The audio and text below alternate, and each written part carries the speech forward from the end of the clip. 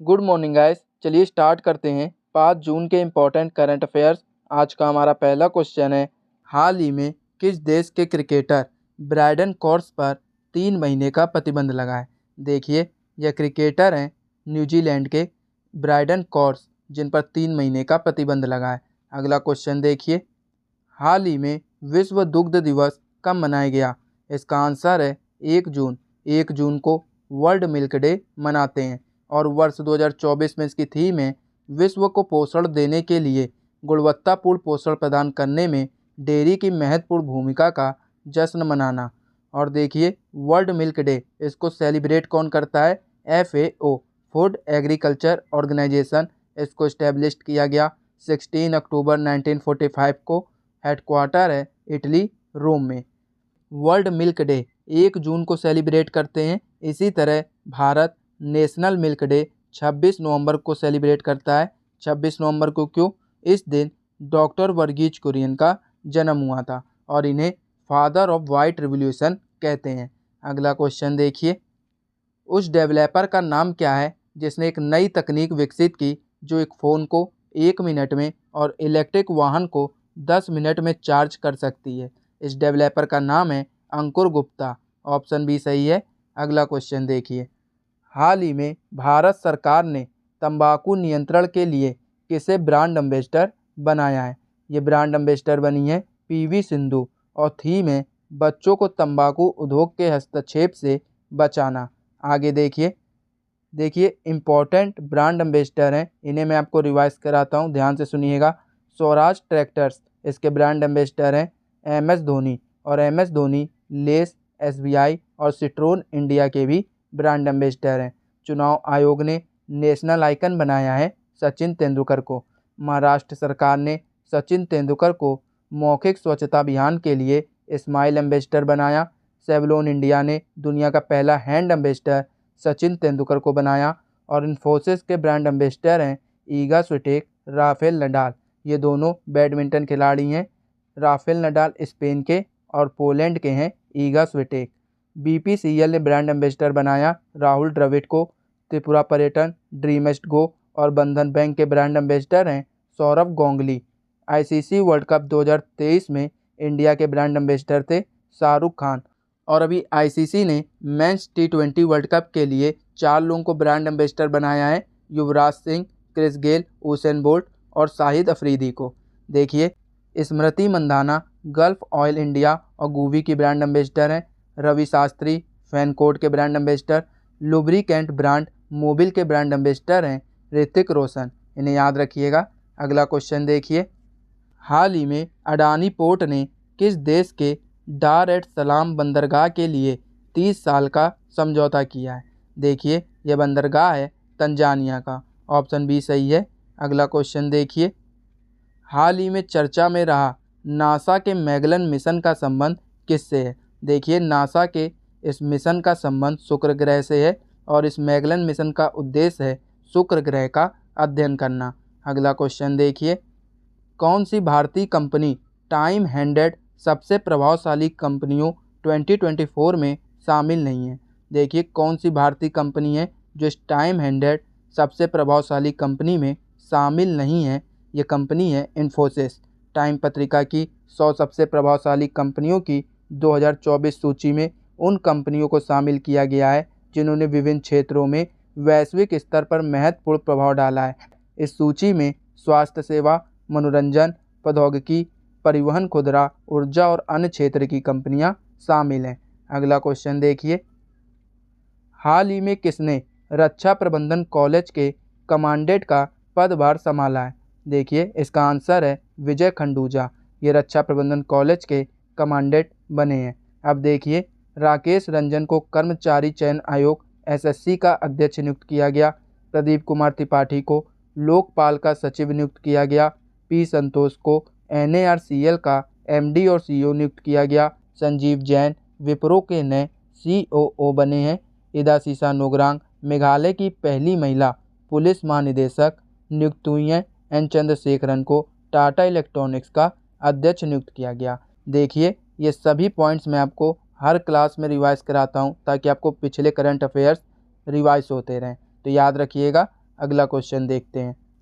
हाल ही में IGCAR Indira Gandhi centre for atomic research के निदेशक कौन बने हैं? देखिए, यह निदेशक बने हैं CG करहाटकर। ऑप्शन सी सही है। अगला क्वेश्चन देखिए। हाल ही में किस भारतीय संस्थान को WHO के नेल्सन मंडेला पुरस्कार 2024 से सम्मानित किया गया? यह संस्थान है निमहंस। WHO ने स्वास्थ्य संवर्धन के लिए नेल्सन मंडेला पुरस्कार 2019 में स्थापित किया गया था। 2024 का पुरस्कार निमहांस और बोत्सवाना के प्रोफेसर बाटले मबोंगवे को संयुक्त रूप से दिया गया। देखिए, निमहांस इसके फुल फॉर्म है the national institute of mental health and neuro sciences. 27 दिसंबर 1974 को इसको इस्टेब्लिश किया गया कर्नाटक के बेंगलोर में, और इसके डायरेक्टर जनरल हैं डॉक्टर प्रतिमा मूर्ति। अगला क्वेश्चन देखिए। आपको 2024 के इम्पोर्टेंट अवार्ड रिवाइज कराता हूँ, ध्यान से सुनिएगा। सैन्य gender advocate of the year award 2023 किसे मिला? राधिका सेन को। 100 पुरस्कार, जिसे पूर्व का नोबेल पुरस्कार भी कहते हैं, श्रीनिवास आर कुलकर्णी को मिला। साहित्य अकादमी फेलोशिप अवार्ड मिला रस्किन बॉन्ड को। और ट्यूरिंग पुरस्कार 2023, जिसे कंप्यूटिंग का नोबेल पुरस्कार कहते हैं, एवी विगडरसन को मिला। और अंतर्राष्ट्रीय बुकर पुरस्कार 2024 जेनी एरपेनबेक को मिला कैरोस के लिए, और इसके ट्रांसलेटर माइकल हाफमैन को भी पुरस्कार मिला। व्हीटली गोल्ड अवार्ड, जिसे ग्रीन ऑस्कर कहते हैं, 2024 पूर्णिमा देवी बर्मन को मिला, ये असम की हैं। और 2024 का लच्छू महराज पुरस्कार पंडित राजेंद्र गंगा नाइक को मिला। गोल्डमैन पर्यावरण पुरस्कार 2024 किसे मिला? आलोक शुक्ला को। ये छत्तीसगढ़ से हैं, और इस पुरस्कार को ग्रीन नोबेल प्राइज भी कहते हैं। किस मानवतावादी पुरस्कार 2021 रतन टाटा जी को मिला? और 2023 का Bill Gates World Press Photo 2024 Mohammed Salim को मिला। आर्यभट्ट पुरस्कार किसे मिला है? पाबुलरी सुब्बा राव को।